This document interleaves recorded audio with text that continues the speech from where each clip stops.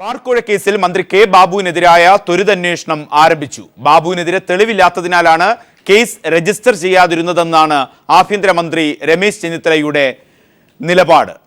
ഈ വിഷയം ചർച്ചയ്ക്കെടുക്കുമ്പോൾ ആനത്തലവട്ടം ആനന്ദൻ, അതോടൊപ്പം തന്നെ KPCC മീഡിയ സെൽ അംഗം advocate BRM Shafeer, TG Mohandas, അതോടൊപ്പം കേരള കോൺഗ്രസ് സ്റ്റിയറിംഗ് കമ്മിറ്റി അംഗം KJ ദേവസ്യ, ബിജു രമേശ് എന്നിവരെയും പ്രതീക്ഷിക്കുന്നു. ആനത്തലവട്ടം ആനന്ദനിലേക്ക്. ശ്രീ ആനത്തലവട്ടം ആനന്ദൻ, ഏറ്റവും പ്രസക്തമായ ചോദ്യമായിരുന്നു ഇതുവരെ ഉണ്ടായിരുന്നത് കെ ബാബുവിനെതിരെ. ഇന്നലെ ഡിവിഷൻ ബെഞ്ചിന്റെ രൂക്ഷമായ വിമർശനം. ആരോപണം ബിജു രമേശ് വളരെ സ്പെസിഫിക് ആയിരുന്നു. 2013 ഒക്ടോബർ 31 50 ലക്ഷം രൂപ മന്ത്രി വാങ്ങി, ആവശ്യപ്പെട്ടത് 10 കോടി രൂപ. എന്തുകൊണ്ട് കേസ് രജിസ്റ്റർ ചെയ്തില്ല എന്ന് ഹൈക്കോടതി ഡിവിഷൻ ബെഞ്ച് ചോദിക്കുന്നു.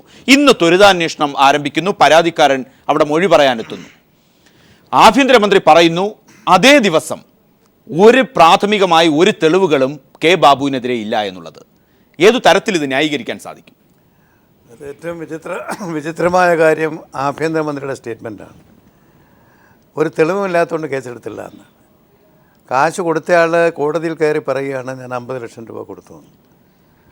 അങ്ങനെ കൊടുത്തുവെന്ന് പറഞ്ഞു കഴിഞ്ഞാൽ സ്വാഭാവികമായി ഭരിക്കുന്ന ഒരാളിനെതിരായി സാമ്പത്തിക അഴിമതിയോ അല്ലാതുള്ള അഴിമതിയോ ഏതെങ്കിലും വന്നാൽ അതിനെക്കുറിച്ച് ക്വിക്ക് വെരിഫിക്കേഷൻ നടത്തി FIR രജിസ്റ്റർ ചെയ്യണമെന്നാണ് സുപ്രീം കോടതിയുടെ ലളിതകുമാരി കേസിലെ വിധി. അതിൻ്റെ ഇന്നലെ ലളിതകുമാരി കേസ് ഹൈക്കോടതി ഡിവിഷൻ ബെഞ്ച് ചൂണ്ടിക്കാണിക്കുകയും ചെയ്തു. അതിൻ്റെ മറ പിടിച്ചാണ് ശ്രീ KM മാണിയെ, ഇതേ മന്ത്രിസഭയിലെ മറ്റൊരു മന്ത്രിയെ ക്വിക്ക് വെരിഫിക്കേഷന് വിധേയമാക്കി ശ്രീ രമേശ് ചെന്നിത്തല വിധേയമാക്കി. അദ്ദേഹം അതിൻ്റെ ഫലമായി ഇപ്പോൾ മന്ത്രിസ്ഥാനവും വിട്ട് രാജിവെച്ച് പോകേണ്ടി വന്നു. ബാബുവിനെ സംരക്ഷിക്കാനല്ലെങ്കിൽ ഏതന്വേഷണവും നേരിടാൻ ഞാൻ തയ്യാർ. ഇപ്പോൾ രമേശ് ചെന്നിത്തല പറഞ്ഞത് തെളിവില്ലെന്നും. എന്താ ആ തെളിവില്ലാത്ത കാര്യം കോടതിയിൽ അന്വേഷിച്ച ഉദ്യോഗസ്ഥന്മാർ പറയുന്നത്? ഇതിപ്പോൾ ഗവൺമെൻറ് സോമോട്ടോ ഉത്തരവിട്ടല്ല ക്വിക്ക് വെരിഫിക്കേഷൻ. വിജിലൻസ് കോടതി, തൃശ്ശൂരിലെ വിജിലൻസ് കോടതി പറഞ്ഞു ക്വിക്ക് വെരിഫിക്കേഷൻ നടത്തണമെന്ന്. അതിൻ്റെ അടിസ്ഥാനത്തിലാണ് ഇപ്പോൾ ഉത്തരവിട്ടിരിക്കുന്നത്. അല്ലാതെ ഇവർ സ്വമേധ തോന്നി ഉത്തരവിട്ടിരിക്കുന്നതല്ല. എന്തിനാണ് ഈ അന്വേഷണത്തെ ഭയക്കുന്നത്? മന്ത്രിമാരൊക്കെ നാക്കെടുത്താൽ പറയാറുണ്ടല്ലോ ഏതന്വേഷണവും നേരിടാൻ തയ്യാർ. പിന്നെന്തിനാ ഇപ്പോൾ ഈ ക്വിക്ക് വെരിഫിക്കേഷന് ഭയക്കണം? ഇപ്പോൾ വെരിഫിക്കേഷൻ നടത്താൻ നിർബന്ധമായല്ലോ. ഒരാഴ്ചക്കകത്ത് വെരിഫിക്കേഷൻ നടത്തി റിപ്പോർട്ട് കൊടുക്കണമെന്ന് പറയുകയാണ്. കാരണം സാധാരണത്തിൽ ലളിതകുമാരി കേസിൽ സുപ്രീം കോടതി പറഞ്ഞ 45 ദിവസത്തിനകത്ത് വെരിഫിക്കേഷൻ പൂർത്തിയാക്കി നിരപരാധിയാണെങ്കിൽ അക്കാര്യം അറിയിക്കണം, കോടതിയെ അറിയിക്കണം.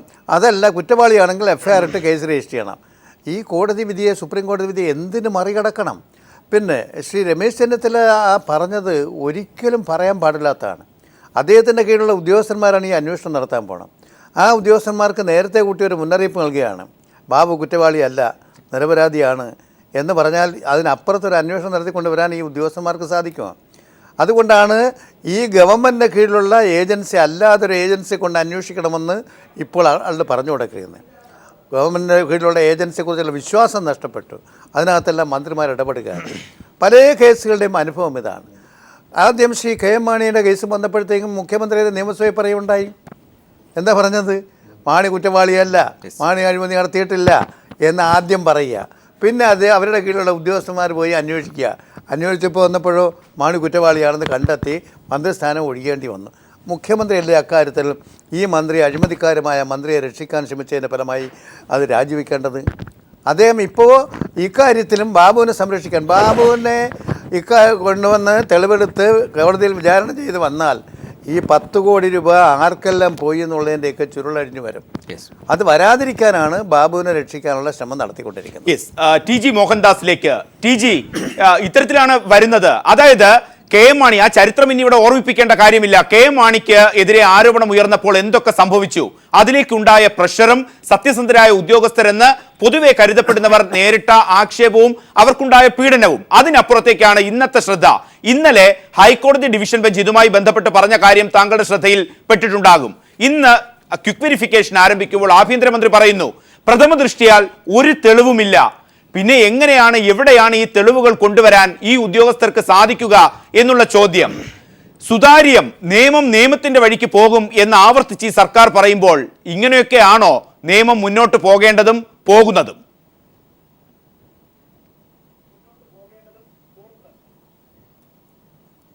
അല്ല, ഞാൻ അതിൽ മനസ്സിലാക്കിയത് ഇതുവരെ എന്തുകൊണ്ട് FIR ഇട്ടില്ല എന്ന ചോദ്യത്തിൻ്റെ ഉത്തരമായിട്ടാണ് രമേശ് ചെന്നിത്തല അങ്ങനെയുള്ള ഒഫൻസ് ഒന്നും അതിനകത്ത് കണ്ടില്ല എന്നൊരു മറുപടി പറഞ്ഞത്. ഒരു രാഷ്ട്രീയ വൈരാഗ്യം വെച്ച് വസ്തുതകളെ വളച്ചൊടിച്ച് മനുഷ്യരെ താറടിക്കുന്നൊരു സ്വഭാവം എനിക്കില്ല. ഒരു സിമ്പിൾ ചോദ്യത്തിനുള്ളൊരു സിമ്പിൾ മറുപടി. അതിരിക്കുമ്പോൾ തന്നെ ഇതിനു മുമ്പ് KM മാണി നിരപരാധിയാണ് എന്ന് ഉമ്മൻചാണ്ടി പറഞ്ഞത് അധികപ്പറ്റായി പോയി എന്നൊരു പരാമർശവും അന്ന് ഹൈക്കോടതി നടത്തിയിരുന്നു. അത് ഒരു കൺഫ്യൂഷൻ ഉണ്ടാക്കി. കാരണം രാഷ്ട്രീയ നേതാക്കൾക്ക് രാഷ്ട്രീയ വിഷയങ്ങളിൽ അതിനകത്ത് അഴിമതി ഉണ്ടാവാം, സ്വജനപക്ഷപാതം ഉണ്ടാവാം, ഡിസ്പ്രപ്പോർഷനേറ്റ് അസറ്റ് ഉണ്ടാവാം, ഇതുപോലത്തെ കേസുകൾ അവർക്ക് നേരിടേണ്ടി വരും. ആ സമയത്ത് അവരുടെ കൂടെയുള്ള ക്യാബിനറ്റ് കൊളീഗ്സ് ഒരക്ഷരം മിണ്ടിപ്പോകരുത് എന്ന് പറഞ്ഞാൽ നമ്മുടെ രാഷ്ട്രീയ അന്തരീക്ഷത്തിൽ അത് സാധ്യമാണോ എന്നെനിക്ക് സംശയമുണ്ട്. കാരണം ഇത്തരം കേസുകളൊക്കെ വളരെ സെൻസിറ്റീവാണ്. ഇതിൽ സംഭവിക്കുന്നത് എന്താ, FIR ഇട്ടാലും അന്വേഷണം നടത്തിയാലും 5, 8, 10 കൊല്ലം കഴിഞ്ഞിട്ട് ബാബു നിരപരാധിയാണെന്ന് വന്നു കഴിഞ്ഞാൽ പോലും ബാബു എന്ന ഒരു രാഷ്ട്രീയ പ്രവർത്തകൻ്റെ രാഷ്ട്രീയ ഭാവിയുടെ അന്ത്യം നടക്കുകയാണ്. ഇത് LDFനും UDFനും BJPക്കും ഒക്കെ ബാധകമാണ്. ഒരു ആരോപണം വരിക, അത് വ്യാപകമായിട്ട് ചർച്ച ചെയ്യപ്പെടുക, ഇത്രയും ആയാൽ തന്നെ ഇദ്ദേഹത്തിൻ്റെ രാഷ്ട്രീയ ഭാവി ഇരുളടഞ്ഞതാകും. അതുകൊണ്ട് ഇത്തരം കാര്യങ്ങളിൽ കുറച്ച് കെയർഫുള്ളായിട്ടാണെങ്കിൽ കോടതിയാണെങ്കിലും ഒക്കെ പെരുമാറുന്നതായിരിക്കും നല്ലത് എന്നെനിക്ക് തോന്നാറുണ്ട്. ഇത് അതിൻ്റെ രാഷ്ട്രീയ വശം. നിയമദൃഷ്ട്യാ നോക്കിക്കഴിഞ്ഞാൽ ഇപ്പോൾ ക്വിക്ക് വെരിഫിക്കേഷൻ നടക്കുന്നു, അത് കഴിഞ്ഞിട്ട് കഴമ്പെണ്ണം തോന്നിക്കഴിഞ്ഞാൽ അവർ FIR ഇടും, അന്വേഷണം നടക്കും. ആ സമയത്ത് രാജിവെക്കണോ എന്നുള്ളതാണ് അടുത്ത ധാർമ്മിക പ്രശ്നം. രാഷ്ട്രീയം, നിയമം, ധാർമ്മികത, അതും ഇതിലുണ്ടല്ലോ. എവിടെ വെച്ച് ആൾ രാജിവെക്കണം? FIR ഇട്ടാൽ രാജിവെക്കണോ, അതോ കുറ്റക്കാരനാണെന്ന് തെളിയുന്നത് വരെ അദ്ദേഹത്തിന് തുടരാമോ, അത് കഴിഞ്ഞിട്ട് രാജിവെച്ചാൽ മതിയോ? ഈ ചോദ്യങ്ങളൊക്കെയുണ്ട്. പല രാഷ്ട്രീയ പാർട്ടികളും പല രീതിയിൽ പല സമയത്താണ് ധാർമ്മികത എടുത്തുപയോഗിച്ചിട്ടുള്ളത്. എൻ്റെ ശത്രു കുഴപ്പത്തിലാകുമ്പോൾ അയാൾ ഉടൻ തന്നെ രാജിവെക്കണമെന്ന് ഞാൻ ആവശ്യപ്പെടുകയും ഞാൻ കുഴപ്പത്തിലാകുമ്പോൾ നിരപരാധിയാണ് അല്ലെങ്കിൽ കുറ്റവാളിയാണെന്ന് തെളിയുന്നത് വരെ എനിക്ക് കസേരയിലിരിക്കാം എന്ന് വാദിക്കുകയും ചെയ്യും. ഇതാണ് പൊതുവേ ഇന്ത്യൻ രാഷ്ട്രീയത്തിൽ കണ്ടുവരുന്ന ഒരു പ്രവണത. ഞാൻ ട്രാൻസ് പൊളിറ്റിക്സ് പറയുകയാണ്. അപ്പോൾ ഇതിന് ധാർമ്മികതയ്ക്കും ഈ രാഷ്ട്രീയത്തിനും ഒരു അതിർവരമ്പ് എല്ലാവരും നിശ്ചയിക്കുന്നത് നല്ലതാണ്. നിയമത്തിൻ്റെ അതിർവരമ്പ് കോടതി നിശ്ചയിച്ചോളും. മൊത്തത്തിൽ ഇപ്പോൾ തുടക്കത്തിൽ നമുക്ക് ഇതേ പറയാൻ പറ്റുള്ളൂ ഈ കാര്യത്തിൽ. പിന്നെ ബാറുകാരുടെ അടുത്ത് നിന്ന് പണം വാങ്ങിയത് എത്രയോ കാലമായിട്ട് ഞാൻ പറയട്ടെ. 1999 നമ്മുടെ MA ജോൺ ഒരു സ്വകാര്യ സംഭാഷണത്തിൽ എന്നോട് പറഞ്ഞു, അന്ന് മോഹൻദാസ് 4500 കോടി രൂപയാണ് അബ്കാരിയിൽ മറിയുന്നത്. അത് ബാറ് മാത്രമല്ല, കള്ളുഷാപ്പുകാരും എല്ലാം ചേർന്ന് സംഭാവനയായിട്ട് രാഷ്ട്രീയക്കാർക്ക് കൊടുക്കുന്നത്. അതിൽ 1500 കോടി പ്രതിപക്ഷത്തിനും 3000 കോടി ഭരണപക്ഷത്തിനുമായിട്ടാണ് വീതം വയ്ക്കപ്പെടുന്നത്. LDF ആണെങ്കിലും UDF ആണെങ്കിലും. ഞാൻ പറഞ്ഞു, സാർ ഇത് പരസ്യമായിട്ട് പറയാത്തത് എന്താ? ഞാൻ അടുത്ത മലയാളം വാരികയിൽ ഞാൻ എഴുതുന്നു, മോഹൻദാസ് നോക്കിക്കോ, പക്ഷേ ആരും ഒരക്ഷരം എൻ്റെ ലേഖനത്തെപ്പറ്റി മിണ്ടുകയില്ല. അദ്ദേഹം ലേഖനം എഴുതി, ജയേന്ദ്രൻ നായർ പ്രസിദ്ധീകരിച്ചു, ആരും ഒന്നും മിണ്ടിയില്ല. അപ്പോൾ എല്ലാവർക്കും ഇതറിയാം, എല്ലാ ഭാഗത്തേക്കും പണം പോകുന്നുണ്ട്. സാമാന്യ യുക്തിക്ക് ഏത് കേരളത്തിനും മനസ്സിലാകും, LDFലും ബാറിൻ്റെ ഒരു വിഹിതം പോകുന്നുണ്ട്. ഇല്ലാതെ ഒന്നും തെരഞ്ഞെടുപ്പൊന്നും നടക്കില്ലെന്നേ. തെരഞ്ഞെടുപ്പിന് കാശ് വേണ്ടേ? എന്നെപ്പോലെ ദരിദ്രവാസി എടുത്തുനിന്ന് കാശ് കൊണ്ട് തെരഞ്ഞെടുപ്പ് നടക്കുമോ?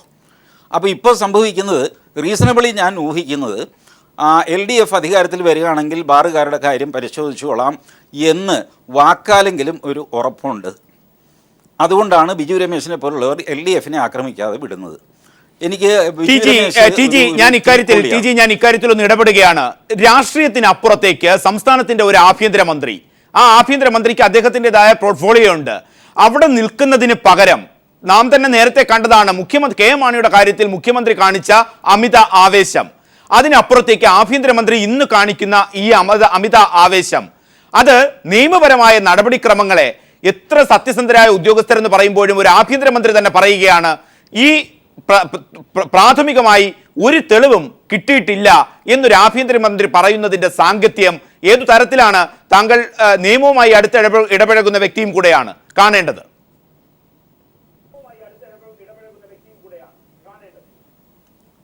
എന്നോടാണോ? യെസ്, എന്നോടാണോ ചോദ്യം? Yes, TG താങ്കളോടാണ്.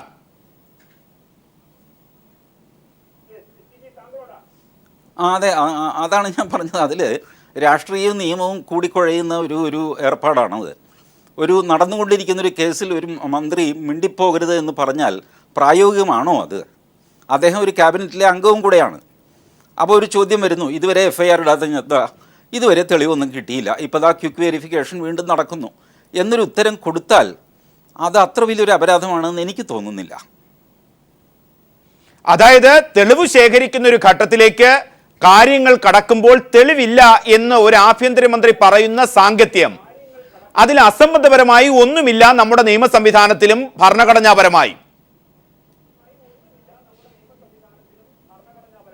അല്ല, ഇതുവരെ കിട്ടിയില്ല എന്നല്ലേ അദ്ദേഹം പറഞ്ഞോളൂ, തെളിവില്ല എന്നല്ലല്ലോ, ഇതുവരെ തെളിവില്ല. അപ്പോഴും താങ്കളുടെ ശ്രദ്ധയിൽപ്പെട്ടിട്ടുണ്ടോ സുപ്രീം കോടതി വിധിക്ക് ശേഷം ഈ ബാർ ഉടമകൾ എന്താണ് പുറത്തു പറഞ്ഞത്? ക്വിക്ക് വെരിഫിക്കേഷൻ ആരംഭിക്കുന്നതോടുകൂടി പുതിയ തെളിവുകൾ വരാൻ സാധ്യതയുണ്ട്. താങ്കൾ പറയുന്ന ആ ന്യായം വളരെ ശരിയുമാണ്.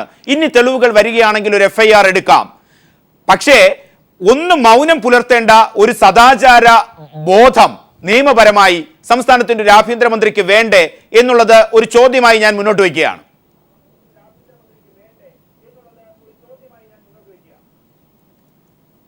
അല്ല, വേണം എന്നൊക്കെ വാദിക്കാമെന്നേ ഉള്ളൂ. കാരണം ഇവരുമൊക്കെ മനുഷ്യരാണ്, രാഷ്ട്രീയക്കാരാണ്, അവരുടെ തന്നെ ഒരു കൊളീഗാണ് കുഴപ്പത്തിൽ പെട്ടിരിക്കുന്നത്. അപ്പോൾ സ്വാഭാവികമായിട്ടും ഒരു ചോദ്യത്തിന് ഉത്തരം പറയുമ്പോൾ ആ കൂട്ടത്തിലുള്ള മന്ത്രിയെ സപ്പോർട്ട് ചെയ്യത്തക്ക ഒരു ഉത്തരം പറഞ്ഞെങ്കിൽ അത്ര വലിയൊരു അപരാധമായിട്ട് ഞാൻ അടിമുടി കോൺഗ്രസ് വിരുദ്ധനാണ്. പക്ഷേ നമ്മൾ ഈ ഇഷ്യൂസ് പിക്കപ്പ് ചെയ്യുമ്പോഴാണ് തീരെ പെറ്റി ഇഷ്യൂസ് എടുത്ത് നമ്മൾ ഊതി വീർപ്പിക്കരുത്. അതിൽ കഥയുണ്ടെന്ന് എനിക്ക് തോന്നുന്നില്ല. യെസ് വ്യക്തമാണ്. ആനത്തലോട്ടം ആനന്ദൻ, ഒരു ഇത്രയ്ക്ക് സിമ്പിളായ ഒരു ലോജിക്കിലേക്ക് മറ്റുള്ളവരിലേക്ക് വരാം. ഒരു സിമ്പിളായ ഒരു ലോജിക്കിലേക്കാണ് ഈ വിഷയങ്ങൾ സംസ്ഥാനത്തിന്റെ ആഭ്യന്തരമന്ത്രിയുടെ നിലപാടുകളെ TG കാണുന്നത്. അദ്ദേഹത്തിന് അദ്ദേഹത്തിൻ്റെതായ വീക്ഷണമുണ്ട്. അതിനപ്പുറത്തേക്ക് ആർജവമുള്ള ഒരു നിലപാടും സംസ്ഥാനത്തിന്റെ ആഭ്യന്തരമന്ത്രിയുടെ ഈ പ്രസ്താവനയിൽ കാണേണ്ടതില്ലേ? പിറ്റി ഇഷ്യൂസ് അത് മിസ്റ്റർ മോഹൻദാസിൻ്റെ ഒരു അഭിപ്രായമാണ് പറഞ്ഞിരിക്കുന്നത്. പക്ഷേ സമൂഹത്തിന് അത് അംഗീകരിക്കാൻ സാധിക്കുമോ? കാരണം ഇവിടെ ഇതുപോലുള്ള അഴിമതികൾ നടന്നാൽ കണ്ടുപിടിക്കാൻ വേണ്ടിയിട്ടുള്ള ഗവൺമെൻറ് മിഷണറിയാണ് വിജിലൻസ്. ആ വിജിലൻസിൻ്റെ ചുമതല വഹിക്കുന്ന മന്ത്രിയാണ് ശ്രീ രമേശ് ചെന്നിത്തല. ആ രമേശ് ചെന്നിത്തല തന്നെ പറയുകയാണ് ഇതിനകത്ത് തെളിവുകളില്ല എന്നാദ്യമേ പറയുന്നത് ഒരിക്കലും ശരിയല്ല. അതുകൊണ്ടാണ് ഹൈക്കോടതി ഒരിക്കൽ ചോദിച്ചു, ഈ വിജിലൻസിനെ നിഷ്പക്ഷമാക്കാൻ, സ്വതന്ത്രമാക്കാൻ ഒരു അമിക്കസ് ക്യൂറിയെ വെക്കുന്നതിനെക്കുറിച്ച് ഗവൺമെൻറ് അഭിപ്രായം എന്താണ്? ഗവൺമെൻറ് ശക്തിയായി എതിർത്തു. അപ്പോൾ ഗവൺമെൻറ് ഒരു ഉപകരണമാക്കി വെച്ച് ശത്രുക്കളെ ഇഷ്ടമില്ലാത്തവരുടെ മേൽ ഈ ആയുധം പ്രയോഗിക്കുക, ഇഷ്ടമുള്ളവരെ ഈ ആയുധം ഉപയോഗിച്ച് രക്ഷിക്കുക, ഇത് രണ്ടും ഗവൺമെൻറ് ഒരു ലക്ഷ്യമായിട്ടാണ് കാണുന്നത്. ഇത് കോടതി നിരവധി പ്രാവശ്യം റൈസ് ചെയ്തൊരു പ്രശ്നമാണ്. ജനങ്ങളുടെ ഇടയിലും രാഷ്ട്രീയ പാർട്ടികളും ജനങ്ങളുടെ ഇടയിലും. ഞാനിപ്പോൾ ശ്രീ ബാബു ഇത് കൈക്കൂലി വാങ്ങിയിട്ടുണ്ട്, കുഴ വാങ്ങിച്ചിട്ടുണ്ടെന്നൊന്നും ഞാൻ പറയുന്നില്ല, ഞാനങ്ങനെ വിശ്വസിക്കുന്നില്ല. പക്ഷേ കൊടുത്ത ആൾ പറയുന്നു നാട്ടിലാകെ ഇത് ചർച്ചയാണ്, ഈ കോടതിയുടെ പരാമർശങ്ങൾ പറയുന്നു, തെളിവുകളുണ്ട് എന്ന നിലയിലാണ് അവരെല്ലാം പറയുന്നത്. അത് തെളിയുന്നെങ്കിൽ തെളിയട്ടെ. ബാബു നിരപരാധിയാണെങ്കിൽ നിരപരാധിത്വം കോടതി മുഖേന വേണ്ട തെളിയിക്കാൻ. രമേശ് ചെന്നിത്തല പറഞ്ഞാൽ സ്വന്തം കക്ഷിക്കാരൻ അഴിമതിക്കാരനല്ലെന്ന് പറഞ്ഞാൽ ജനങ്ങളൊക്കെ അതങ്ങ് വിഴുങ്ങുമോ? ഇതേ പരാമർശമാണ് മുഖ്യമന്ത്രി നടത്തിയിട്ടും KM മാണിക്ക് സംഭവിച്ച കാര്യം. ആ അനുഭവം കേരള രാഷ്ട്രീയത്തിന് മുന്നിൽ നിലനിൽക്കുന്നു. ബാബുവിനും നല്ലതേതാ? കോടതിയിൽ പോയി താൻ നിരപരാധിയാണെന്ന് തെളിഞ്ഞാൽ ബാബുവിൻ്റെ ഗ്ലാമർ വർദ്ധിച്ചില്ലേ? ഈ ബാബുവിനെ എന്തിനാ ഇങ്ങനെ ഇട്ട് പീഡിപ്പിക്കുന്നത്? ഇവരെല്ലാം കൂടെ സംരക്ഷിച്ച് ഈ സംശയങ്ങളുടെ വിത്തെന്തിന് പാകുന്നത്? ജനങ്ങളുടെ ഇടയിൽ സുതാര്യമായി ഈ കേസിനെ കുറിച്ച് അന്വേഷിച്ച് ബാബു നിരപരാധിയാണെന്ന് കണ്ടെത്തി. ബാബു രക്ഷപ്പെട്ടില്ലേ? അതിനെന്താ ഇവർ പ്രോത്സാഹിപ്പിക്കാത്തത്? അതായത് സ്നേഹിച്ചൊരു കുളിപ്പിച്ച് കിടത്താൻ, മാണിയെ കിടത്തിയതുപോലെ. BRM ഷഫീർ, കുളിപ്പിച്ച് കിടത്താനുള്ള ആഭ്യന്തരമന്ത്രിയുടെ തന്ത്രം, അതിനപ്പുറത്തേക്ക് രാജ്യത്ത് നിയമമുണ്ട്, നിയമ സംവിധാനങ്ങളുണ്ട്. അത് പരിശോധിക്കാനും ആ മൊറാലിറ്റി, ആ സദാചാര ബോധം കാത്തു രക്ഷിക്കാനും എന്തുകൊണ്ട് ഒരു ആഭ്യന്തരമന്ത്രിക്ക് കഴിയുന്നില്ല? ഞങ്ങളുടെ നേതാവ് കേരളത്തിലെ ആഭ്യന്തരമന്ത്രി ശ്രീ രമേശ് ചെന്നിത്തല പറഞ്ഞതിനെ സംബന്ധിച്ചുള്ള വ്യാഖ്യാനങ്ങളും വലിയ കോലാഹലമൊന്നും ഇതിനകത്ത് ഉണ്ടാക്കേണ്ട കാര്യമൊന്നുമില്ല. അദ്ദേഹം പറഞ്ഞതിൽ എന്താ തെറ്റ്? അദ്ദേഹം എന്താ പറഞ്ഞത്? അദ്ദേഹം പറഞ്ഞത് എന്താണെന്നറിയോ? ഈ അദ്ദേഹം പറഞ്ഞത് നിങ്ങൾക്ക് മനസ്സിലാവണമെങ്കിൽ ഒരു കാര്യം മനസ്സിലാക്കണം. ഇന്ന് ശ്രീ ബഹുമാനപ്പെട്ട മന്ത്രി ബാബുവിനെതിരെ 2 കോടതികളിൽ കേസുണ്ട്.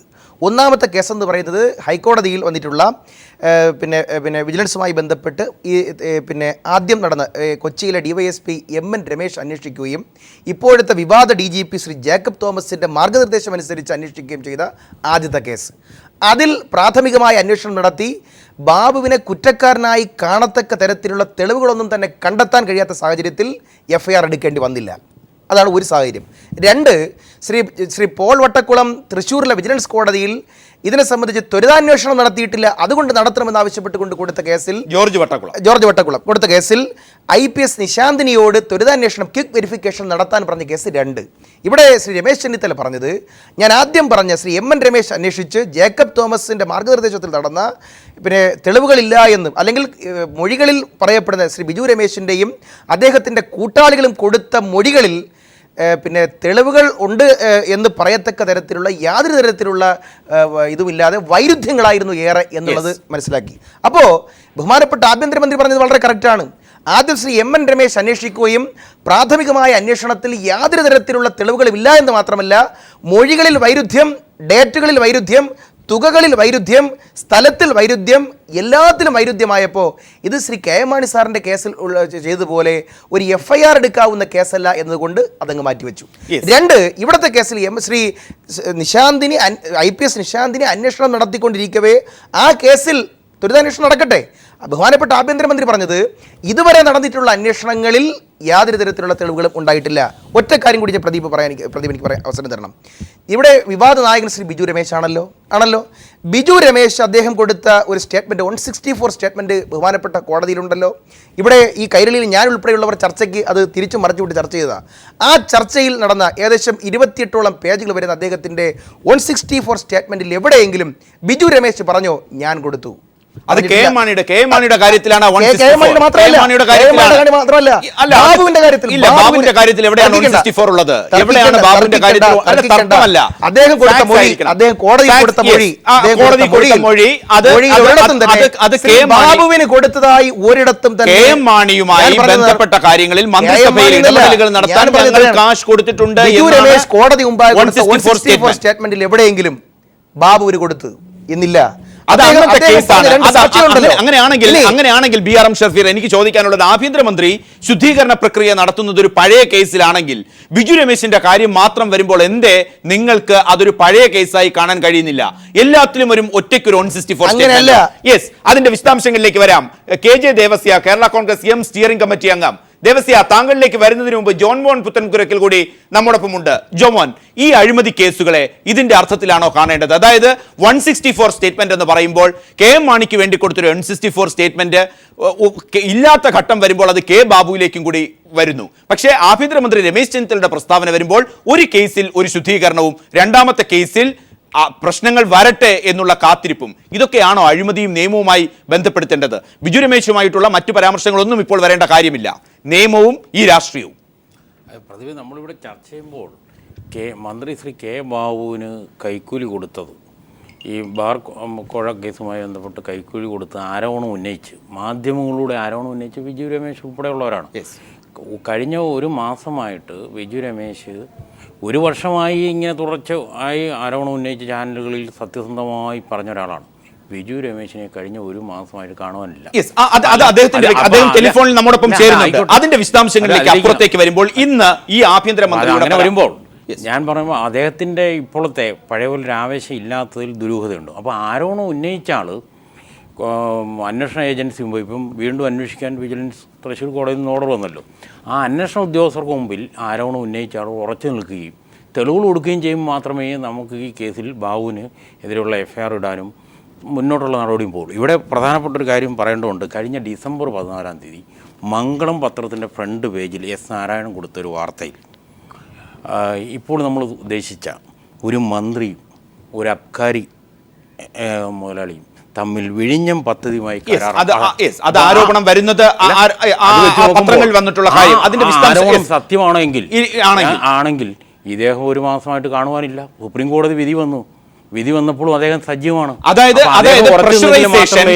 തെളിവുകൾ അട്ടിമറിക്കാനുള്ള പ്രഷറൈസേഷൻ വളരെ ശക്തമായി നടക്കുന്നു എന്നാണ് താങ്കൾ വിശ്വസിക്കുന്നത്. വിഴിഞ്ഞം പദ്ധതി അതിന്റെ വിശദാംശങ്ങളിലേക്ക് പോകുന്നതിന് മുമ്പ് തെളിവുകൾ അട്ടിമറിക്കുന്നതിന് വേണ്ടി ശക്തമായ അപ്പോൾ ആഭ്യന്തരമന്ത്രി പറഞ്ഞു, അത് മുൻകൂട്ടി കാണുന്നു. ഒരു കാര്യം പറയാം, പ്രദീപിന് ഇപ്പോൾ വളരെ കൃത്യമായി ഒരു കാര്യം, ആഭ്യന്തരമന്ത്രി ഇന്ന് പറഞ്ഞത് FIR ഇടുവാൻ വേണ്ടി ഉള്ള തെളിവുകളില്ല, ഇനി മുന്നോട്ടും തെളിവ് വരികയെന്ന് അദ്ദേഹത്തിന് തോന്നിക്കാണും. ആ കോൺഫിഡൻസിലാണ് അതിന്റെ വിശദാംശങ്ങളിലേക്ക് ഏത് തരത്തിലാണെന്നുകൊണ്ടായിരിക്കും അദ്ദേഹം അങ്ങനെ പറഞ്ഞത്. ഈ പ്രഷറിൽ ഏത് തരത്തിലാണ് വരുന്നത്? KJ ദേവസ്യ, കെ എം മാണിക്കെതിരെ ഉണ്ടായ ആരോപണങ്ങൾ ഇപ്പോൾ ആ 164 സ്റ്റേറ്റ്മെന്റ് അടക്കമാണ് ഇവിടെ പരാമർശിക്കുന്നത്. ഇന്ന് ജോമോൻ പുത്തൻപുരയ്ക്കൽ ചൂണ്ടിക്കാണിക്കുന്നത് അനുസരിച്ച് കെ ബാബുവിനെതിരെ എല്ലാ സംരക്ഷണ കവചങ്ങളും സർക്കാർ തീർത്തു കഴിഞ്ഞു. ആഭ്യന്തരമന്ത്രിക്ക് ഉത്തമ ബോധ്യമുണ്ട്.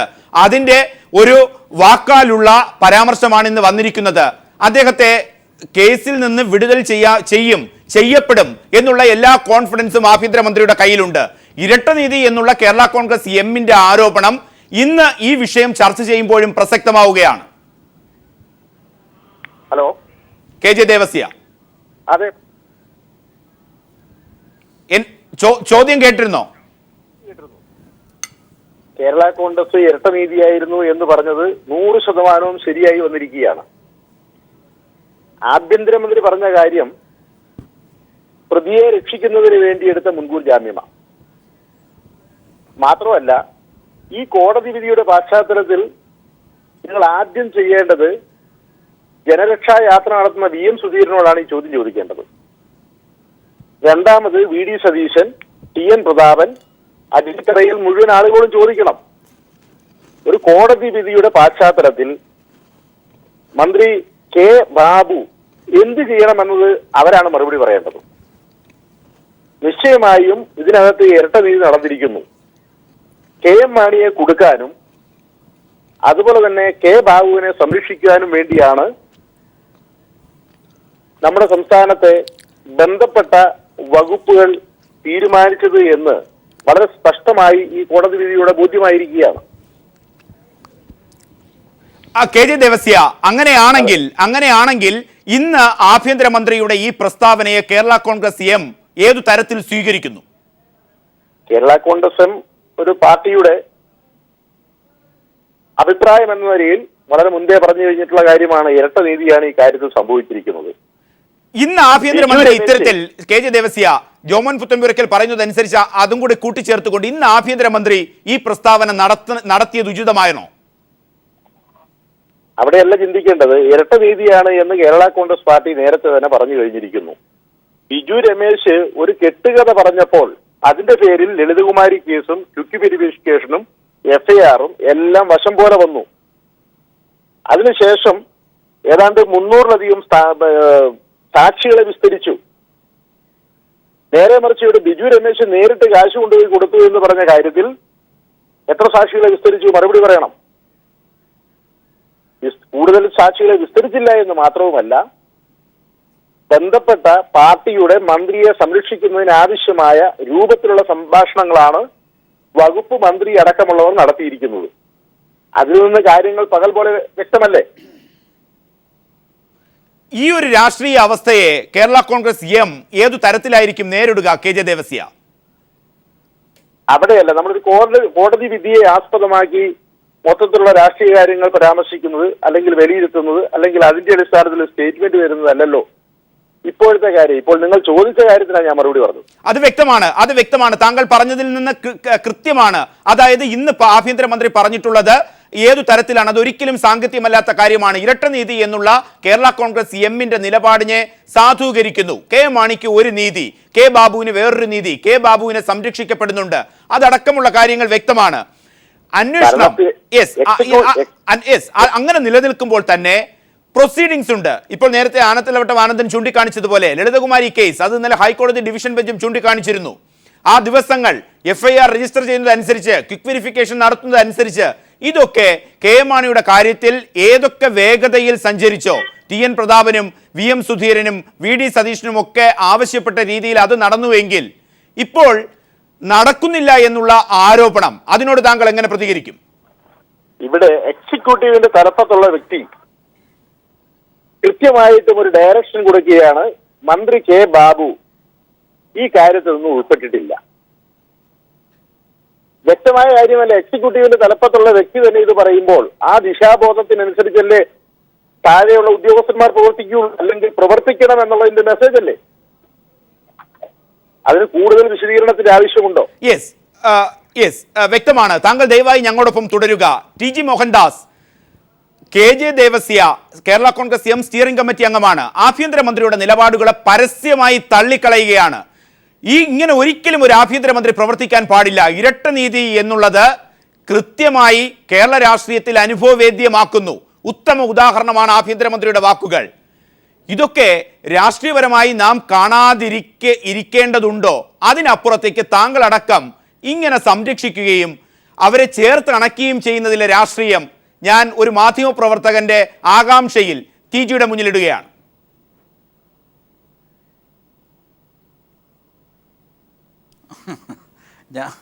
പ്രദീപ്, ഞാൻ ആരെയും സംരക്ഷിച്ച് പറഞ്ഞതൊന്നുമല്ല. രമേശ് ചെന്നിത്തല ആ ഒരു കമൻറ്റിൻ്റെ പുറത്ത് എൻ്റെ ഒരു വിശദീകരണം ഞാൻ പറഞ്ഞതാണ്. എനിക്ക് തോന്നി അതൊരു അത്ര വലിയ ഇഷ്യൂ ആക്കേണ്ട ഒരു കമൻറ്റാണ് എന്നെനിക്ക് തോന്നിയില്ല.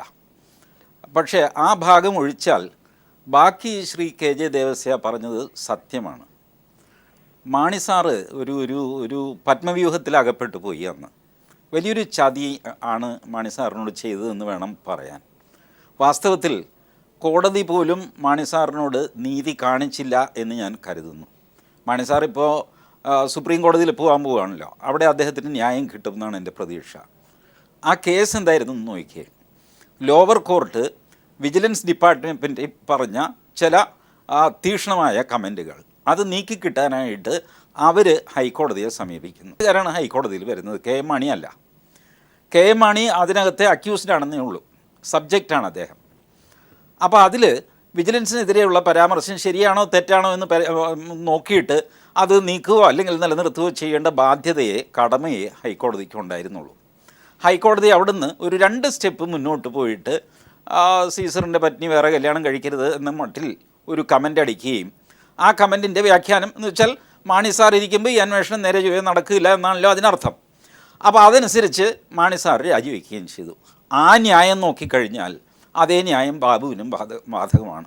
ക്യാബിനറ്റിൽ ബാബു ഇരിക്കുമ്പോൾ സത്യസന്ധമായ ഒരു ക്വിക്ക് വെരിഫിക്കേഷൻ നടക്കുമോ എന്നുള്ള ചോദ്യത്തിന് നടക്കില്ല, അതുകൊണ്ട് ബാബു രാജിവെക്കണം എന്നുള്ള ഉത്തരമാണ് നമ്മൾ കൊടുക്കേണ്ടത് സാമാന്യ ബുദ്ധിക്ക്. മാണി സാറിന് അപ്ലൈ ചെയ്ത് അതേ ലോജിക്ക് ഇവിടെ അപ്ലൈ ചെയ്യണ്ടേ? അതാണ് ഇരട്ട നീതി എന്ന് കേരള കോൺഗ്രസ് മാണി ഗ്രൂപ്പ് പറയുന്നത്. അത് സത്യവുമാണ്, യാഥാർത്ഥ്യമാണെന്നേ. അത് കേരള കോൺഗ്രസ് പറഞ്ഞാൽ സത്യമല്ലാതാകുമോ? അത് ശരി തന്നെയാണ് അവർ പറയുന്നത്. ഇത് കോൺഗ്രസ് സ്വയം നിർമ്മിച്ച വലിയൊരു കുഴിക്കകത്ത് അവർ തന്നെ പെട്ടിരിക്കുകയാണ്. കാര്യം വ്യക്തമല്ലേ? മാണിയുടെ കേസിൽ ഒളിഞ്ഞും തെളിഞ്ഞും ഒക്കെ കമൻ്റ് അടിച്ച പ്രതാപനും സതീശനും ഒക്കെ ഇപ്പം മിണ്ടാത്തത് എന്താ? കാരണം അവരുടെ എ ഗ്രൂപ്പിൽപ്പെട്ട ആളാണ് ഇപ്പോൾ കുടുങ്ങിയിരിക്കുന്നത്, അതുകൊണ്ട് അവർ മിണ്ടുകയില്ല. കേരള മഹാത്മാഗാന്ധിയാണ് VM സുധീരൻ, മിണ്ടുകയില്ല ബാബുവിൻ്റെ കേസിനെ പറ്റി. അത് ഇരട്ട നീതിയല്ലേ? ഇരട്ട നീതിയാണ്. തീർച്ചയായിട്ടും ആ അന്യായം ചോദ്യം ചെയ്യപ്പെടേണ്ടതാണ്. എനിക്ക് മനസ്സിലാകാത്ത വാസ്തവത്തിൽ മാണി സാർ ഇത്ര ശാന്തനായിട്ടിരിക്കുന്നത് എന്തുകൊണ്ടാണെന്നാണ് എനിക്ക് അത്ഭുതം. ശരിക്കും പറഞ്ഞാൽ പണ്ട് KM ജോർജിൻ്റെ അതേ ഉശിര് ഇന്ന് കേരള കോൺഗ്രസ്സിൽ ഉണ്ടെങ്കിൽ UDF-ൽ കലാപമുണ്ടാക്കിയിട്ട് കേരള കോൺഗ്രസ് പുറത്തു വരണം. അതാണ് അവർ ചെയ്യേണ്ടത്. യെസ്, താങ്കൾ ഉന്നയിക്കുന്ന അതാണ് ഏറ്റവും പ്രസക്തമായിട്ടുള്ളത്. കേരള കോൺഗ്രസ് സ്റ്റിയറിംഗ് കമ്മിറ്റി അംഗം KJ ദേവസ്യ പറയുന്നു, ഇന്ന് ആഭ്യന്തരമന്ത്രിയുടെ ഈ പ്രസ്താവന എല്ലാ തെളിവുകളും മുന്നോട്ട് വയ്ക്കുന്നു ഇരട്ട നീതി എന്നുള്ളതിന്. ആഭ്യന്തരമന്ത്രി ഇത്തരത്തിൽ പ്രസ്താവന നടത്തുമ്പോൾ, ക്വിക്ക് വെരിഫിക്കേഷൻ തുടങ്ങുമ്പോൾ ബാബുവിനെതിരായ തെളിവുകൾ കൃത്യമായി അന്വേഷണ സംഘത്തിന് മുന്നിൽ വരുമോ? വരുമെങ്കിൽ, വരാതിരിക്കുമെങ്കിൽ അത്തരം കാര്യങ്ങളും പരിശോധിക്കേണ്ടതുണ്ട്. ജോമോൻ, ഇനിയുള്ള ചോദ്യം അതാണ്. ആരോപണം അത് ചൂണ്ടിക്കാണിക്കുന്നത് KJ ദേവസ്യയാണ്. ഇന്ന് ഭരിക്കുന്ന സർക്കാരിൽ കൃത്യമായ സോഴ്സുള്ളൊരു മുന്നണി, അത് KM മാണിയുടെ പാർട്ടിക്കാരൻ പറയുന്നു, ഞങ്ങൾക്ക് വിശ്വാസം നഷ്ടപ്പെടുന്നു ഇന്നത്തെ ആഭ്യന്തരമന്ത്രിയുടെ പ്രസ്താവനയോടുകൂടി. തെളിവുകൾ എത്തില്ലേ?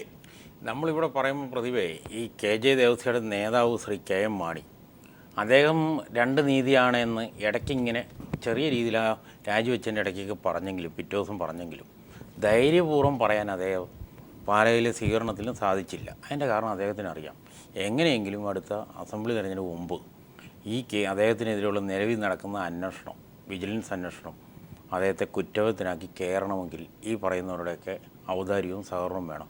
അദ്ദേഹത്തിന് തിരിച്ചു കയറുക എന്നുള്ളതാണ് അദ്ദേഹത്തിന്. അപ്പോൾ അദ്ദേഹത്തിൻ്റെ നേതാവ്, ദേവസ്യയുടെ നേതാവ് ശ്രീ KM മാണി ധൈര്യപൂർവ്വം പറയാത്തോടും കാലം നമ്മൾ എന്ത് ചെയ്യാൻ പറ്റും? അദ്ദേഹമല്ലേ പറയേണ്ടത്. അദ്ദേഹം ഇത് പറഞ്ഞിട്ട് കാര്യമില്ലെന്നു, തിരിച്ച് കയറാമെന്നുള്ള പ്രതീക്ഷയല്ല. പക്ഷേ കയറാൻ നടക്കുമെന്ന് തോന്നുന്നില്ല. കാരണം സ്ഥിതി അതാണ്. പെട്ടെന്ന് ഈ അന്വേഷണം ഇങ്ങനെ നീണ്ടങ്ങ് പോകുമല്ലോ. മുഖ്യമന്ത്രി വാദിയായ കേസിൽ പോലും നേരെ അന്വേഷണം നടക്കുന്നില്ല. അപ്പം പിന്നെ KM മാണി നടക്കാൻ പോകുന്നില്ലല്ലോ. വിജിലൻസ് ഇങ്ങനെ പോകും, നീങ്ങിക്കൊണ്ടിരിക്കും. അപ്പം കൂട്ടിലടച്ച തത്ത എന്ന് CBI പറയുന്ന പോലെ തന്നെയാണ് വിജിലൻസും. അത് തന്നെയാണ് അവസ്ഥ, അതൊക്കെ തന്നെയാണ്. അത് തന്നെയാണ് ഈ ആഭ്യന്തരമന്ത്രിയെ കൊണ്ട് ഇത്തരം കാര്യങ്ങൾ ബാബുവിൻ്റെ കാര്യം വരുമ്പോൾ ഇവിടെ പ്രധാനമായും നേരത്തെ നമ്മൾ ചർച്ച ചെയ്യപ്പെട്ട് തുടങ്ങിയൊരു കാര്യം, കഴിഞ്ഞ ഒരു വർഷമായി മാധ്യമങ്ങളിലൂടെ ഉറച്ചു നിന്ന് അഴിമതി ആരോപണം ഉന്നയിച്ച വിജു രമേശ് ബാർ കോഴയുമായി ബന്ധപ്പെട്ട് ബാർ അസോസിയേഷനേക്കാളൊക്കെ സത്യസന്ധമായി വിവരങ്ങളെല്ലാം വെളിപ്പെടുത്തിയ ശ്രീ വിജു രമേശ് എല്ലാ ചാനലിലും എന്ന് പറഞ്ഞ ആൾ കഴിഞ്ഞ ഡിസംബർ 14-ാം തീയതി ഈ പറഞ്ഞ പത്രത്തിൽ വന്നതിന് ശേഷം ഇപ്പോൾ ഒരു മാസത്തോളമായി. ഡിസംബർ 14-ന് ശേഷം ആ വാർത്ത എന്താണ്? വിഴിഞ്ഞം പദ്ധതിയുമായി ബന്ധപ്പെട്ട് അദാനി, ഗൗതം അദാനി യുടെ സബ് കോൺട്രാക്ടർ എന്താണ് കോറി സമയം ഒരുപാട് കരിങ്കല്ലുകൾ അവിടെ വേണം, അവൻ കോടിക്കണക്കിന് രൂപയുടെ ഒരു കോൺട്രാക്റ്റ് കൊടുത്തിരിക്കുന്നു. അപ്പോൾ അങ്ങനെ കോൺട്രാക്റ്റ് കൊടുക്കണമെങ്കിൽ കെ ബാബുവാണ് വകുപ്പ് മന്ത്രി. ബാബുവിനെതിരെ ഇത്രയും ശക്തമായി പറഞ്ഞ ആൾ ഇപ്പോൾ കാണുന്നില്ല. അദ്ദേഹത്തിൻ്റെ സമ്മതമില്ലാതെ, സഹകരണമില്ലാതെ എങ്ങനെ പറ്റും? അപ്പോൾ ഈ ആരോപണങ്ങൾ പത്രത്തിലൂടെയും ജനസംസാരങ്ങളെല്ലാം പറയുന്നുണ്ട്. പക്ഷേ ഇതിൽ ദുരൂഹതകൾ പുറത്തു വരേണ്ടത് മാധ്യമപ്രവർത്തകരായ നമ്മളും രാഷ്ട്രീയ പ്രവർത്തകരായ LDF ഉൾപ്പെടെ ഇത് ഈ ഇഷ്യൂ ഉണ്ടോയെന്നാണ്. അപ്പം ബിജു രമേശിന് ഇതിൽ നിന്ന് കോംപ്രമൈസ് ആയോ ഇല്ലയോ എന്നുള്ളത്, ബിജു രമേശിനെതിരെയുള്ള ഈ ആരോപണം സുപ്രീം കോടതി വിധി ബാർ കേസിൽ ശരിവെച്ചപ്പോൾ, സംസ്ഥാന സർക്കാരിൻ്റെ തീരുമാനം ശരിവെച്ചപ്പോൾ ഒരു ചാനലും ബിജു രമേശിനെ കണ്ടില്ല. ചുക്കില്ലാത്ത കഷായം എന്ന് പറയുന്ന പോലെയാണ് ബിജു രമേശ് എല്ലാ ചാനലും ഉണ്ടായത്, ഇപ്പം കാണുന്നില്ല. അപ്പോൾ അതിലെന്താണ് ദുരൂഹത അന്വേഷിക്കേണ്ടതാണ്.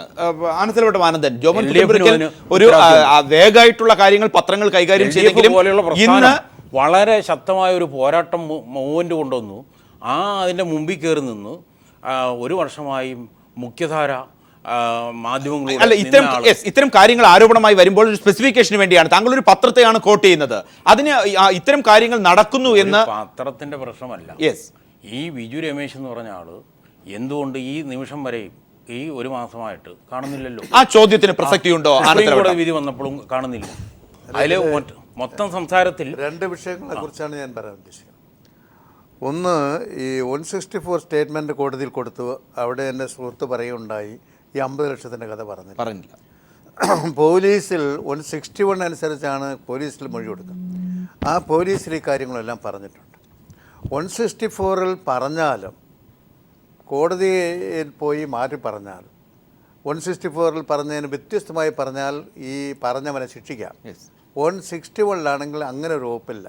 പക്ഷെ രണ്ടായാലും കോടതിയിൽ ഇത് മാറ്റി പറയും, കോടതി തെളിയിക്കണം.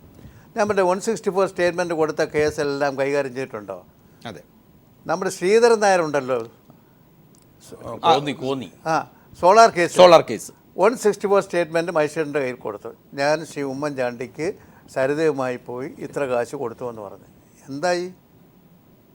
അപ്പോൾ അതുകൊണ്ട് ഈ കേസിൽ ഇപ്പോൾ ഇതിന് പ്രസക്തിയില്ല. 164-ൽ പറഞ്ഞിട്ടില്ല 50 ലക്ഷത്തിൻ്റെ കാര്യം, പിന്നീട് പറയുന്നു അത് അടിസ്ഥാനരഹിതമാണെന്ന് പറയുന്നത് ശരിയല്ല. രണ്ട്, ഇവിടെ ശ്രീ ബിജു രമേശിൻ്റെ കാര്യം പറഞ്ഞതിനെ സംബന്ധിച്ച് എവിഡൻസ് എല്ലാം കളക്ട് ചെയ്യേണ്ടതുണ്ട്. കോടതിയുടെ മുമ്പിലും ജനങ്ങളുടെ മുമ്പിലും വന്ന പ്രശ്നങ്ങളിലാണ് പ്രതിപക്ഷവും മറ്റും ഇടപെട്ടിട്ടുള്ളത്. ഇവിടെ ഇപ്പോൾ വിജിലൻസിനെ സംബന്ധിച്ച് തന്നെ ഞാൻ ആദ്യമേ പറയുകയുണ്ടായി, ഹൈക്കോടതിക്ക് പോലും സംശയം തോന്നി ഈ വിജിലൻസിൻ്റെ നിലപാട്. അതുകൊണ്ടാണ് ഇതൊരു സ്വതന്ത്ര ഏജൻസി ആക്കണം.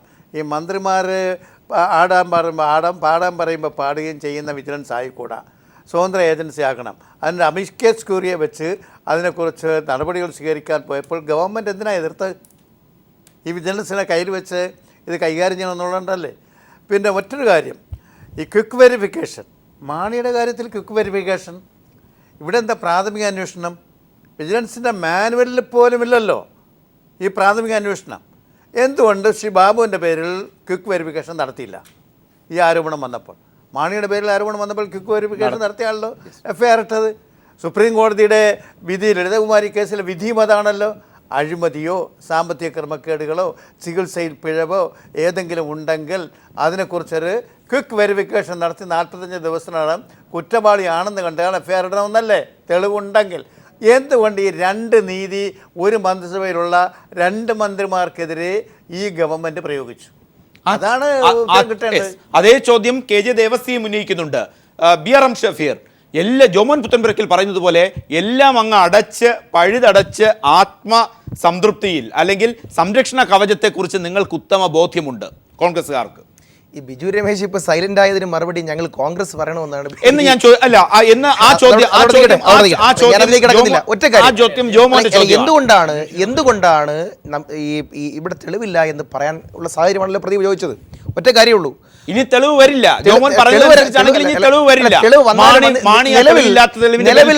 നിലവിൽ വിജിലൻസിന്റെ മുമ്പാകെ കൊടുത്ത 161 സ്റ്റേറ്റ്മെന്റ് നിലവിലുണ്ടല്ലോ. അത് പിന്നീട് മാറ്റി പറയില്ല, അത് രണ്ടാമത്തെ വിഷയം. നിലവിലുണ്ടല്ലോ.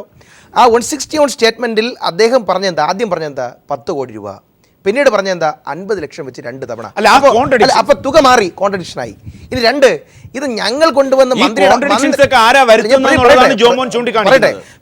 മന്ത്രിയുടെ ഓഫീസിൽ കൊണ്ടുവന്ന് പണം കൊടുത്തത് ആരൊക്കെയാണ് കണ്ടത്? ഒന്നൊരു മുഹമ്മദ് റാസിഫും ഒന്ന് അദ്ദേഹത്തിന്റെ മാനേജർ രാധാകൃഷ്ണനും. മുഹമ്മദ് റാസിഫ് ആരാ? വ്യാജ ബിരുദ സർട്ടിഫിക്കറ്റിൽ കേസിലെ പ്രതി ആയതുകൊണ്ട് അയാളുടെ മൊഴി മാറണമെന്നില്ല. ഈ മുഹമ്മദ് റാസിഫ് പറഞ്ഞ ഡേറ്റ് വെച്ച് പ്രാഥമികമായി അന്വേഷിച്ചപ്പോൾ അന്നേ ദിവസം മന്ത്രിയുടെ പരിപാടി കോഴിക്കോട്ടാണ്, അവിടെ ഇല്ല. ഇനി രാധാകൃഷ്ണൻ പറഞ്ഞത് വെച്ച് നോക്കിയാൽ റാസിഫ് പറഞ്ഞ ഡേറ്റും ശരിയാവുന്നില്ല, മൊഴിയും ശരിയാവുന്നില്ല, തുകയും ശരിയാവുന്നില്ല എന്ന് പറഞ്ഞതിൻ്റെ അർത്ഥം പ്രാഥമികമായിട്ട് അന്വേഷിച്ചപ്പോൾ ബിജു രമേശ് പറഞ്ഞതുപോലെയല്ല റാസിഫ് പറഞ്ഞത്, രാധാകൃഷ്ണൻ പറഞ്ഞത്. ഇതിന് വിരുദ്ധമാണ് 161 സ്റ്റേറ്റ്മെന്റ്. അങ്ങനെ വന്നപ്പോൾ മൊത്തത്തിൽ മാണിയുടെ കാര്യത്തിൽ ആരോപണം പിന്നെ ഒരു അല്പമെങ്കിലും പ്രാഥമികമായി വരത്തക്ക തരത്തിൽ വന്നു. ഇവിടെ ബാബുവിന്റെ കാര്യത്തിൽ അത് വന്നില്ല. അതുകൊണ്ടാണ് 2 നീതി എന്നൊക്കെ അവർ പറയുന്നത്. ഒരു കാര്യം കൂടെ, ഇതുവരെയും മാണി സാറോ ബഹുമാനായ ശ്രീ പി ജെ ജോസഫോ അല്ലെങ്കിൽ ഉത്തരവാദിത്തപ്പെട്ട ഏതെങ്കിലും മാണി സാർ ചുമതലപ്പെടുത്തിയ ആളോ ഇരട്ട നീതി ഇവിടെ നടന്നു എന്നുള്ള രീതിയിൽ UDF കുറ്റപ്പെടുത്തിയിട്ടുമില്ല. കെ ജെ ദേവസ്യ, ഈ പറയുന്ന ഇപ്പോൾ ജോമോൻ പുത്തൻപുരയ്ക്കൽ ഉന്നയിച്ച ആരോപണം അതൊരു വ്യക്തിക്ക് അപ്പുറത്തേക്ക് തെളിവുകൾ നശിപ്പിക്കാനുള്ള, തെളിവുകൾ മൂടിവെക്കാനുള്ള ബോധപൂർവമായ ശ്രമം നടക്കുന്നു. വ്യക്തമായി മിനിസ്ട്രിയിലുള്ളവർക്ക് അതിന്റെ കോൺഫിഡൻസ് നേടിക്കഴിഞ്ഞു. ഇന്ന് രമേശ് ചെന്നിത്തല ഇത്തരത്തിൽ പ്രസ്താവന നടത്തുന്നത് അതിന്റെ അടിസ്ഥാനത്തിലാണ്. താങ്കൾ പറയുന്നു ഇതൊന്നുമില്ലാത്ത മാണി രാജിവെച്ചു, കേരള കോൺഗ്രസ് എമ്മിന് നാണക്കേടായി, കെ എം മാണി എന്ന് പറയുന്ന അതുല്യ രാഷ്ട്രീയ നേതാവ് കളങ്കിതനായി പാലായിലെ വീട്ടിൽ ഒളിച്ചിരിക്കുന്നു. ആ വാക്ക് ഞാൻ പ്രകോപിപ്പിക്കാൻ തന്നെ ഉപയോഗിക്കുകയാണ്. ഒളിച്ചിരിക്കേണ്ട സാഹചര്യം വരുത്തി കോൺഗ്രസുകാർ.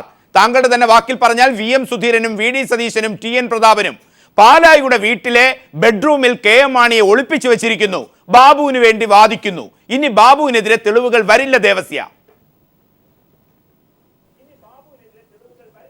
ഞാൻ പറഞ്ഞത് നേരത്തെ കോൺഗ്രസിന്റെ ഏതൊരു പ്രതിനിധി പറഞ്ഞു ആരെങ്കിലും ചുമതലപ്പെടുത്തി. ഈ മാനിനെ ആരാ ചുമതലപ്പെടുത്തിയിരിക്കുന്നത്? KPCC പ്രസിഡന്റ് ചുമതലപ്പെടുത്തിയിട്ടുണ്ടോ അദ്ദേഹത്തെ? അദ്ദേഹത്തെ ആരെങ്കിലും ചുമതലപ്പെടുത്തിയെന്ന് KPCC പ്രസിഡന്റ് ചുമതലപ്പെടുത്തിയിട്ട് അദ്ദേഹത്തിന്റെ അനുഗ്രഹാശിസുകളോടെ എന്ത് പറയണമെന്ന് KPCC പ്രസിഡന്റ് പറഞ്ഞതനുസരിച്ചാണ് പീപ്പിൾ TVയിൽ ഈ ചർച്ചയിൽ പങ്കെടുക്കുന്നതെന്നാണ് അദ്ദേഹം പറയുന്നത്. നിങ്ങളടുത്ത് മറ്റേ ഓതറൈസ്ഡ് രേഖയൊന്നുമില്ലല്ലോ, അംഗീകാരപത്രമൊന്നുമില്ലല്ലോ, ഉണ്ടോ? ഹലോ, ഞാൻ പ്രകോപിതനൊന്നുമല്ല. അതായത് അദ്ദേഹം പറഞ്ഞതനുസരിച്ചാണെങ്കിൽ ബാബു ശുദ്ധനും കെ എം മാണി കള്ളനും എന്ന് പറഞ്ഞില്ല എന്ന് പറഞ്ഞോ എന്ന് തന്നെയാണ് ആ നിലയിൽ തന്നെയാണല്ലോ പറഞ്ഞത്. കെ എം മാണിക്ക് അനുകൂലമായിട്ട് കെ എം മാണി തെറ്റ് ചെയ്തു അല്ലെങ്കിൽ കാശ് മേടിച്ചു എന്നുള്ള നിലയിലേക്ക് ചില തെളിവുകളെങ്കിലും കിട്ടിയെന്ന്. ചില മൊഴികൾ വന്നു, തെളിവെന്നല്ല പറഞ്ഞത്, മൊഴികൾ വന്നു. മൊഴി വേറെ, തെളിവ് വേറെ. 300 സാക്ഷികളെ ബാബുവിന്റെ കാര്യത്തിൽ 300 സാക്ഷികളെ വിസ്തരിച്ചിരുന്നു. ഞാൻ താങ്കളുമായിട്ടൊരു വാദപ്രതിവാദത്തിന് അത് മുതിരാൻ ആഗ്രഹിക്കുന്നില്ല. പക്ഷെ പറഞ്ഞതിന്റെ എസൻസ് എടുത്തിട്ടാണ് ഞാൻ പറഞ്ഞത്. കെ ജെ ദേവസ്യ, ഞാൻ ഇടപെടുകയാണ്. ഈ BRM ഷഫീർ അദ്ദേഹം പറയുന്നു ഈ സുധീരന്റെ നാവായാണ് അദ്ദേഹം പങ്കെടുക്കുന്നത്. അങ്ങനെയാണെങ്കിൽ ഈ പറയുന്ന കാര്യങ്ങൾ കോൺഗ്രസിന്റെ ഇരട്ടത്താപ്പ്, കെ എം മാണി. സുധീരൻ വയനാട്ടിലുണ്ടായിരുന്നു. സുധീരൻ പറഞ്ഞാൽ മതിയായിരുന്നു. ഞാൻ വയനാട്ടിൽ നിന്നാണ് സംസാരിക്കുന്നത്. സുധീരൻ പറയണല്ലോ. അതായത് ഹൈക്കോടതിയുടെ കമന്റ് എന്താ കറക്റ്റ് ആയിട്ട് പറ. ഇന്ത്യയിൽ എത്രയോ കോടതികളുടെ കമന്റ് ഉണ്ടായിട്ടുണ്ട്. ആ കമന്റുകൾക്കനുസരിച്ച് ഇന്ത്യയുടെ ദേശീയ രാഷ്ട്രീയത്തിലും സംസ്ഥാന രാഷ്ട്രീയത്തിലുള്ളവർ പ്രതികരിക്കണം. അങ്ങനെയെങ്കിൽ സുധീരൻ എന്താ ചെയ്യേണ്ടത്? ഹൈക്കോടതി എന്താ പറഞ്ഞത്? ഞാൻ അങ്ങോട്ട് പറഞ്ഞു പഠിപ്പിക്കേണ്ട കാര്യമില്ലല്ലോ. അങ്ങനെയാണെങ്കിൽ കെ ജെ ദേവസ്യ, ഇപ്പോൾ ജോമോൻ പുത്തൻപുരയ്ക്കൽ പറയുന്ന ആരോപണങ്ങളൊക്കെ ശരിയായി വരുന്നുണ്ട്. ഈ ബാബുവിനെ സംരക്ഷിക്കാൻ, തെളിവുകൾ നശിപ്പിക്കാൻ, തെളിവുകൾ മുന്നോട്ട് വരാതിരിക്കാൻ എല്ലാ കാര്യങ്ങളും ചെയ്തു കഴിഞ്ഞിരിക്കുന്നു. അങ്ങനെ സംശയിക്കുന്നുണ്ടോ താങ്കൾ? 100% ശരിയല്ലേ? എന്താണ് അദാനിയുടെ കാര്യത്തിൽ ജോൺ പുത്തൻപുരയ്ക്കൽ പറഞ്ഞത് ശരിയല്ലേ? വിഴിഞ്ഞം തുറമുഖവുമായി ബന്ധപ്പെട്ട് ഒരു സബ് കോൺട്രാക്ടുമായി ബന്ധപ്പെട്ട കാര്യങ്ങളൊക്കെ ഇന്ന് നമ്മളെത്ര വായിച്ചു കഴിഞ്ഞ കാര്യങ്ങളാണ്. ഞാൻ പ്രകോപിച്ചൊന്നും പറയുന്നതല്ല. യെസ്, അങ്ങനെയാണെങ്കിൽ കെ ജെ ദേവസ്യ താങ്കൾ പറയുന്നത് വളരെ ഗുരുതരമായ കാര്യമാണ്. അദാനിയെ ഇടനിലക്കാരനാക്കിക്കൊണ്ട് ഈ നാടകങ്ങൾ നടത്തുന്നത് ആരാണ്? അദാനിയെ ഈ കേസിൽ ഇടനിലക്കാരി എടുക്കേണ്ട കാര്യമില്ല. ഇതിനകത്ത് ഇരട്ട നീതി എന്ന് പറയുന്നത് വളരെ കറക്റ്റാണ്. അതിനകത്ത് ഒരു ചർച്ചയിൽ ടെലിഫോണിനകത്ത് പൂർണ്ണമായിട്ട് ഞാൻ കേട്ടില്ല. എങ്കിൽ കെ എം മാണിക്ക് രാജിവെച്ചുകൂടെ എന്ന്, അല്ല രാജിവെച്ചുള്ള കേരള കോൺഗ്രസിന് തന്നെ മുന്നണി വിട്ടുകൂടെ എന്നൊക്കെ ചോദ്യം ഉണ്ടായി. അത് മറ്റൊരു രാഷ്ട്രീയ സാഹചര്യത്തിൽ നമ്മൾ ചർച്ച ചെയ്യേണ്ട കാര്യങ്ങളാണ്. പ്രശ്നം എന്താ? താങ്കൾ പറഞ്ഞത് അതായത് ഈ ചർച്ചയിൽ വന്നിട്ടുള്ള കാര്യം എന്താണ്? അതായത് ബാർ കേസുമായി ബന്ധപ്പെട്ട് കെ എം മാണിക്ക് പണം കൊടുത്തു എന്ന് കേട്ടുകേൾവിയുടെ അടിസ്ഥാനത്തിൽ മാത്രമാണ് ബിജു രമേശ് പറഞ്ഞത് എന്ന് കൃത്യമായി തെളിഞ്ഞിട്ടുണ്ട്. നേരെ മറിച്ച് ബാബുവിന് നേരിട്ട് കൊണ്ടുപോയി പണം കൊടുത്തു എന്നാണ് പറഞ്ഞത് ബിജു രമേശ്. കേസിന്റെ സ്വഭാവം മനസ്സിലാക്കണം. അത് മനസ്സിലാക്കുമ്പോൾ കേരളത്തിലെ സാമാന്യ ജനം മുഴുവൻ പൂർണ്ണമായിട്ടും വിശ്വസിക്കുന്നു ഇതിനകത്ത് ഇരട്ട നീതി ഉണ്ടായിരിക്കുന്നു. ആ ഇരട്ട നീതി ശരിയല്ല. ഇപ്പോൾ കേരളത്തിന്റെ ആഭ്യന്തര വകുപ്പിന്റെ ചുമതലയുള്ള മന്ത്രി നേരിട്ട് പറയുകയാണ് അതിനൊന്നും ഒരിക്കലും തെളിവുണ്ടാവില്ല, അല്ലെങ്കിൽ തെളിവില്ല. തെളിവുണ്ടാകണമെങ്കിൽ നേരിൽ തെളിവ് വരുന്നുവെങ്കിൽ അതിനനുസൃതമായി എക്സിക്യൂട്ടീവിന്റെ തലപ്പത്ത് തന്നെ നിർദ്ദേശം ഉണ്ടായി കഴിഞ്ഞാൽ എങ്ങനെ തെളിവുണ്ടാവും? ബന്ധപ്പെട്ടവരെ വിസ്തരിക്കണ്ടേ? ബിജു രമേശ് കൃത്യമായി പറഞ്ഞല്ലോ ഞങ്ങളിങ്ങനെ കാശ് കൊണ്ടു കൊടുത്തു എന്ന്. അത് മനസ്സിലാക്കാതെ സംസാരിക്കുന്നതിൽ അർത്ഥമില്ല. അതാണ് ഞാൻ സൂചിപ്പിച്ചത്. യെസ്, വ്യക്തമാണ് താങ്കൾ പറയുന്നത്. ടി ജി മോഹൻദാസിലേക്ക്. ടി ജി, താങ്കൾ ആദ്യം പറഞ്ഞതനുസരിച്ചാണെങ്കിൽ ആ ചോദ്യം ഞാൻ താങ്കളോട് ആ സമയത്തൊരു മാധ്യമപ്രവർത്തകന്റേതായി ഇട്ടിട്ടുണ്ട്. എന്തിനാണ് ചേർത്തണയ്ക്കുന്നത്? കെ ജി ദേവസ്യ ചേർത്തണയ്ക്കാൻ തയ്യാറില്ല ഇന്ന് ഇദ്ദേഹത്തിന്റെ രമേശ് ചെന്നിത്തലയുടെ വാക്കുകളെ. അതിനപ്പുറത്തേക്ക് ജോമോൻ പുത്തൻപുരയ്ക്കൽ ഇപ്പോൾ ഉന്നയിച്ച ഈ ആരോപണത്തെ വളരെ ശക്തമായി അടിവരയിടുകയാണ് K J Devasia. Kerala Congress M steering committee അംഗമാണ്. അദാനി ഗ്രൂപ്പിന്റെ വിഴിഞ്ഞം പദ്ധതിയിലേക്ക് കാര്യങ്ങൾ കൊണ്ടുവരുന്നു, തെളിവുകൾ ഇല്ലാതാക്കാൻ കൃത്യമായ ബോധ്യം രമേശ് ചെന്നിത്തലയ്ക്കുണ്ട്. അതിന്റെ അടിസ്ഥാനത്തിലാണ് ഇന്ന് പരസ്യമായി പറയുന്നത്. അദാനി എന്നുള്ള പേര് വരുമ്പോൾ എനിക്ക് താങ്കളുടെ പിന്നിലുള്ള ഒരു രാഷ്ട്രീയത്തെ വളരെ സ്നേഹത്തോടെയും ബഹുമാനത്തോടെയുമാണ് ടി ജി ഒന്ന് ചേർത്ത് വെക്കേണ്ടതുണ്ട്. ഇത്തരം നാടകങ്ങൾ നടക്കുന്നുണ്ടോ രാഷ്ട്രീയപരമായി ടി ജി?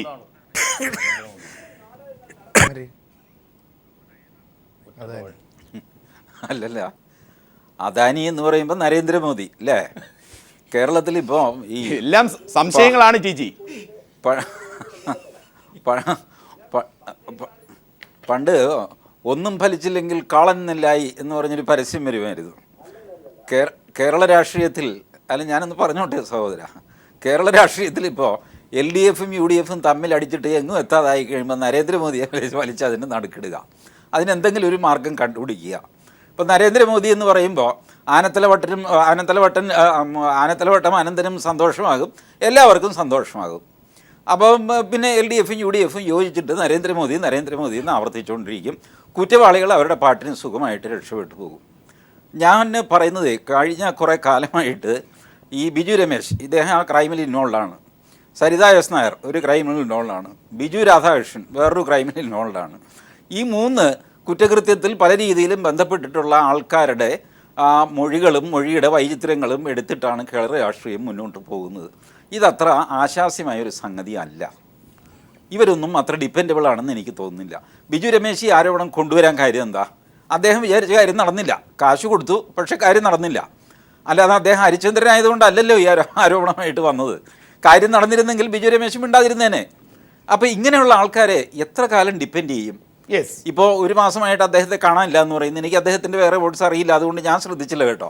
ജോമോൻ പറഞ്ഞത് വെച്ചിട്ട് ഞാൻ പറയുകയാണ്, ഒരു മാസമായിട്ട് അദ്ദേഹത്തെ കാണാനില്ലെങ്കിൽ അത് വലിയൊരു ദുരൂഹതയാണത്, പ്രശ്നമാണത്. ഡിപ്പെൻഡ് ചെയ്തിട്ട് കേരള രാഷ്ട്രീയം. ടി ജി, സമയത്തിന്റെ പരിമിതി കൊണ്ടാണ് താങ്കൾ ആ നിലപാടിലേക്ക് കൃത്യമായി വന്നിട്ടുണ്ട്. ഒന്ന് ചുരുക്കി ആനത്തലവട്ടം, ടി ജി മോഹൻദാസും ആ തരത്തിൽ പറഞ്ഞു വെക്കുമ്പോൾ സംശയത്തിന്റെ ദുരൂഹതകൾ വർദ്ധിക്കുമ്പോൾ ഈ ദുരൂഹത അദ്ദേഹം പറയുന്നതനുസരിച്ച് സരിത, ഈ ബാർ അഴിമതി, ഇതൊന്നും കേരള രാഷ്ട്രീയത്തിൽ നടക്കാൻ പാടില്ലാത്ത കാര്യങ്ങൾ ഈ UDF സർക്കാർ നടത്തുമ്പോൾ തെളിയിക്കാൻ സാധിക്കുമെന്ന് ഈ ചർച്ചയിലെങ്കിലും താങ്കൾക്ക് പ്രതീക്ഷയുണ്ട്? വളരെ ചുരുക്കി. തീർച്ചയായും ഇതെല്ലാം കോടതികളിലും കേസ് നിലനിൽക്കുകയും ഒരു ജുഡീഷ്യൽ കമ്മീഷൻ അന്വേഷണം നടത്തുകയും ചെയ്യല്ലേ. ആ വിവരങ്ങളൊക്കെ പത്രങ്ങളിൽ വാർത്തകൾ വരുന്നുണ്ടല്ലോ. പ്രതിപക്ഷങ്ങൾ ഇവിടെ ഇവരുന്നയിച്ച ആരോപണങ്ങളൊക്കെ സംബന്ധിച്ച് പ്രതിപക്ഷങ്ങൾ ഉയർത്തി കൊണ്ടുവന്ന പ്രക്ഷോഭങ്ങളും സമരങ്ങളുടെയും ഒക്കെ അടിസ്ഥാനത്തിൽ സോളാറിനെ സംബന്ധിച്ച് തന്നെ സരിതയുടെ പ്രശ്നം സംബന്ധിച്ച് തന്നെ ഒരു ജുഡീഷ്യൽ അന്വേഷണ കമ്മീഷൻ നടക്കുകയല്ലേ. ആ കമ്മീഷൻ്റെ സിറ്റിങ്ങൾ വരുന്ന വിവരങ്ങളും ഒക്കെ കുറച്ച് പുറത്ത് വരുന്നുണ്ടല്ലോ. അതിൽ നിന്നെല്ലാം കുറ്റവിമുക്തരായില്ലല്ലോ ഈ മന്ത്രിമാരാരും. അതൊക്കെ ആ വിധി വരട്ടെ, കമ്മീഷനെ വരട്ടെ. അതൊക്കെ ആവശ്യമില്ലാത്തൊരു കാര്യമാണെന്ന് കേരളത്തിലെ പൊതുജനങ്ങൾ കരുതുമോ? കരുതില്ലെന്നാണ് ഞാൻ കരുതുന്നത്. ആ വിഷയം മുന്നോട്ട് വച്ചുകൊണ്ട് തന്നെ ഈ കേസുകളിൽ അന്വേഷണം നടക്കുമ്പോൾ അതിനു മുന്നിൽ തെളിവുകൾ എത്തുമ്പോൾ ഏതു തരത്തിലാണ് ഇപ്പോൾ ഉയരുന്ന ആരോപണങ്ങളുടെ പരിസമാപ്തി? കേരള രാഷ്ട്രീയം വരും ദിവസങ്ങളിലും ഇതുതന്നെ ചർച്ച ചെയ്തുകൊണ്ടിരിക്കും. വളരെ നന്ദി ആനത്തലവട്ടം ആനന്ദൻ, TG മോഹൻദാസ്, അതോടൊപ്പം Jomon Puthenpurackal, advocate BRM Shafeer, KJ Devasia പ്രതികരിച്ചതിന്.